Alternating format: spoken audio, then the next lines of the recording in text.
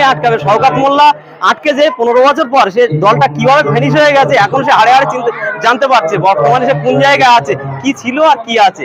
এক্ষেত্রে আমরা বলবো যে যেটা ভাবছে, আশা করব এটা একটা মুসলিম হিসাবে তাকে এটা ভাবা দরকার যে কোনো ধর্মীয় কাজেতে না আটকানোটা বেটার। কেন তার ভাবা দরকার যে সবাই মুসলমান হিন্দু মিলেমিশে আমরা এখানে আছি।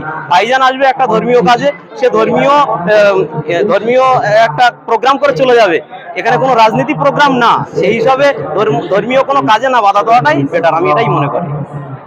কোনো দিক থেকে মানে ব্যবহার খারাপ করেনি, প্রশাসন আমাদের যথেষ্ট হেল্প করছে, কারণ প্রশাসনের কাছে গেলে আমাদের পারমিশন দিয়েছে, সবকিছু দিয়েছে, কোনো অসুবিধা করেনি। তবে বলেছে যেভাবে করার প্রয়োজন মাইকের সাউন্ড টাউন্ড দিক থেকে বা যেভাবে মানুষের কোনো না অসুবিধা হয় সেদিক থেকে পূর্ণাঙ্গ সাহায্য করেছে প্রশাসনের দিক থেকে আমরা খুব ভালো হেল্প পেয়েছি। তো আজকে আমরা দেখছি আগামীকাল প্রোগ্রাম হবে, তার আগে দেখছি আমরা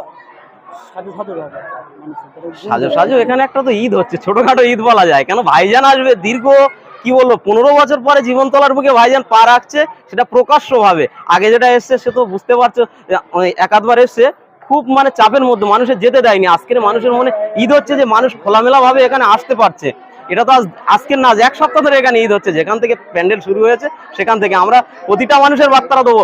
কালকেরে যেখান থেকে যত মানুষ আসবে এখানে গাড়ি রাখার ব্যবস্থা আছে, সব এক এক সাইড থেকে আসবে, আমাদের ছেলেরা থাকবে, সব হেল্প করবে সেইভাবে, সেই মতো গাড়ি গ্যারেজ করবে।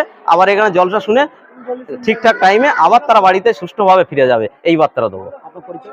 আমি হাবিবুল্লাহ বৈদ্য, পয়না বুতে বাড়ি। আমি সুন্নতুল জামাতের কর্মী ছিলাম, বর্তমানে রাজনীতির সঙ্গে যুক্ত আছি।